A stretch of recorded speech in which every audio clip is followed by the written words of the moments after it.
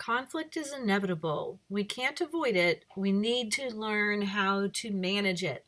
I'm sure it is one of your stress factors. Most people prefer to avoid or minimize conflict, which are options, but you can't do that with everything. So let's get more comfortable with the subject of conflict, what it is, the nature of it. We will look at some different conflict styles in our second video, and we'll learn some tips on how to manage conflict and be productive. Once we're a little bit more knowledgeable, I think you will find it less stressful and easier to manage.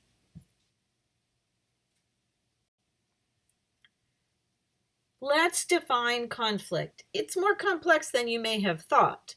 When we talk about interpersonal conflict, we are defining it as the following. It's an expressed struggle between at least two interdependent parties who perceive incompatible goals, scarce rewards, and interference from the other party in achieving their goals. It's a lot more complex than you thought. Right? First, it has to be an expressed struggle. If the other person is not aware of the issue, we don't necessarily consider it a conflict yet. Okay? You have to have some sort of connection with the other person. You perceive incompatible goals. That would be like a railroad track, right? And each of you are on a separate rail. You're running parallel. Thank you to the bird for chiming in. You're running parallel on the railroad track, and you don't see how you'll ever intersect. That would be perceiving incompatible goals. You don't feel like there's benefits or rewards, and it might even have interference from the other person in you getting what you need and what you want. That's our definition. As we're discussing conflict in any relationship, we need to understand that it is normal.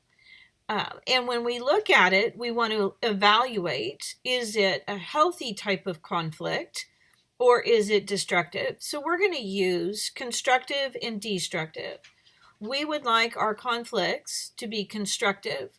In other words, we're cooperating. We're trying to deal with the differences. We're trying to learn new things and develop new ways of managing the conflict. Destructive, on the other hand, is there's a lack of cooperation. It's dismantling the relationship or the conversation. And the effort is not on maintaining or restoring that relationship. When we are destructive in our communication in the midst of conflicts, sometimes we forget we want to maintain that relationship and keep it manageable.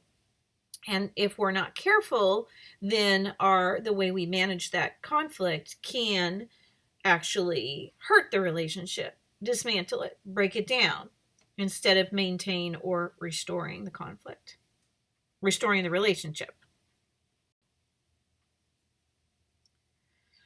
All right, conflict is natural. So every relationship is going to have some type of conflict, right? It depends on the depth of the relationship. Obviously, acquaintances might have lighter conflicts or disagreements, and more in-depth, more personal relationships could have more significant conflicts.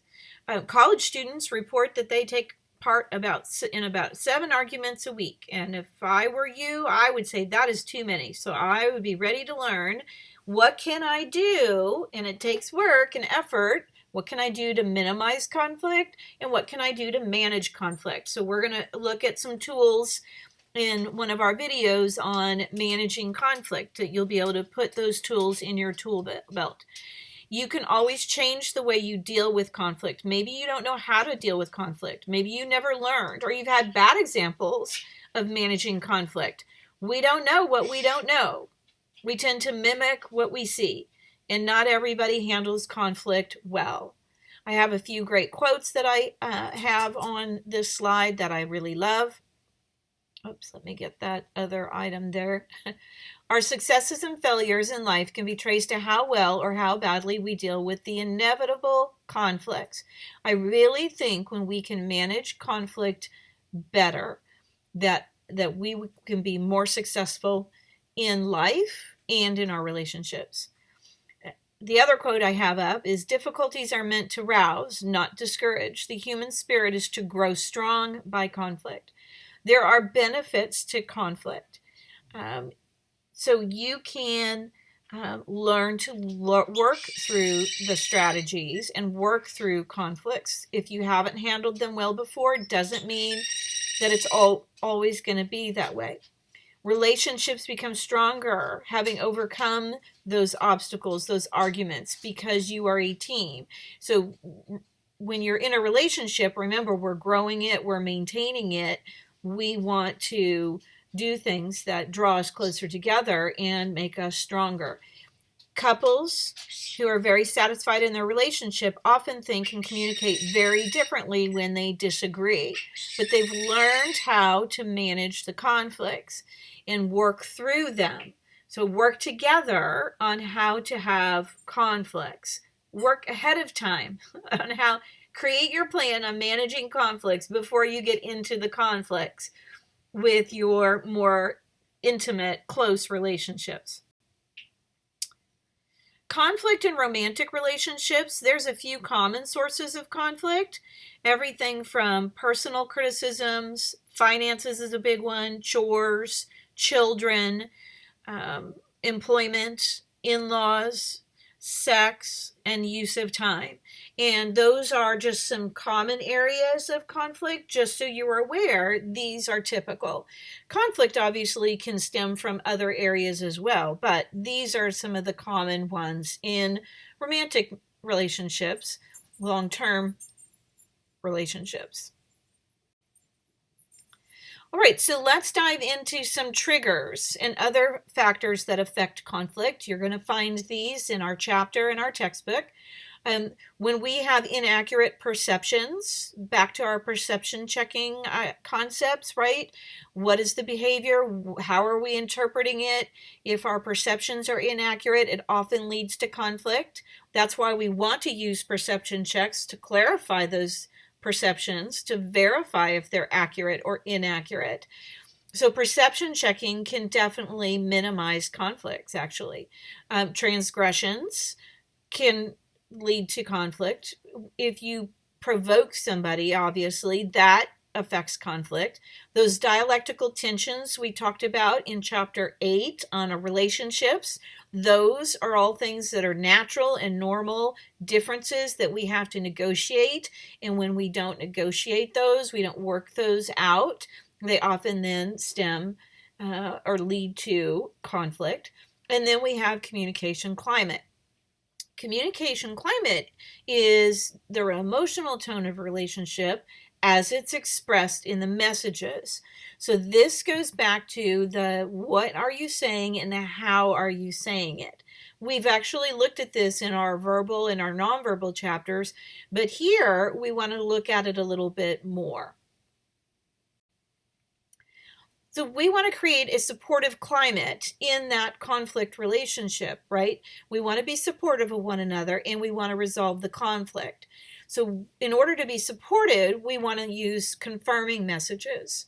Confirming messages are those actions and or words that express respect and show that we value the other person.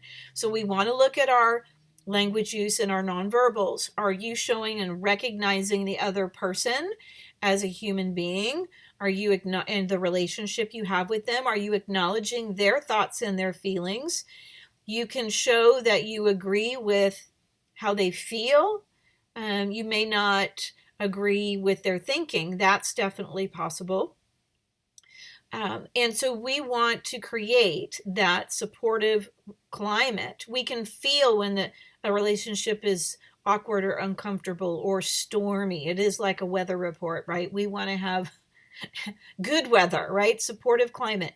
And so one of the things that you should work on is being assertive in your communication, which is using that I language and expressing your thoughts and your feelings while at the same time being respectful of the other person's feelings and their rights and taking those into account. So we want to go back to that verbal communication and our I messages that we learned, where you describe the behavior. We can share the interpretation of the behavior.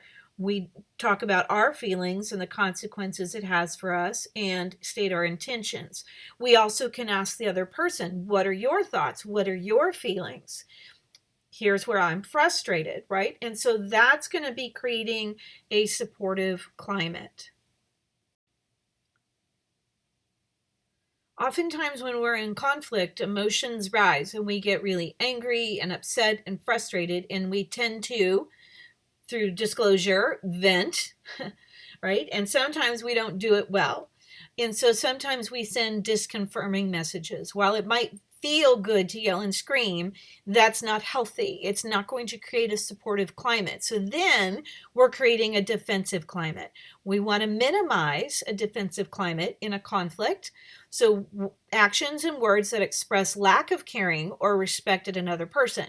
So yelling at them is not showing care or respect. So disconfirming behaviors, what do those look like? Are you criticizing the other person? Are you showing contempt?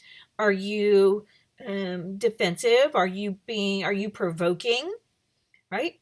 Or are you stonewalling, which is avoiding? Or I'm not going to talk about that. Just stopping the conversation. Some of it is in the form of that you language we learned about in our verbal chapter. And so we want to try to minimize that you language, right? We want to focus in on the behavior and not the person, and want to focus in on that I language. Oftentimes when we're sending the disconfirming messages, it feels good to us to express ourselves. It's just not healthy. Aggressive communication is self-serving and does not take the other person's feelings and rights into account. And you're wanting to maintain that relationships, we want to minimize defensiveness.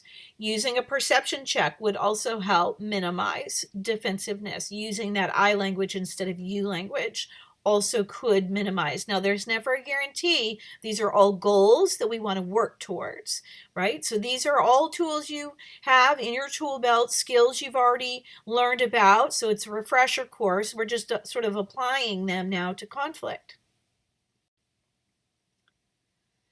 The other element that we have to look at when we are talking about conflict is power.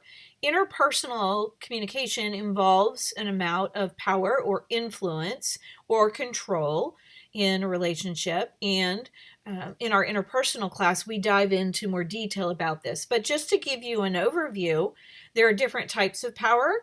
Complementary, one person willingly cedes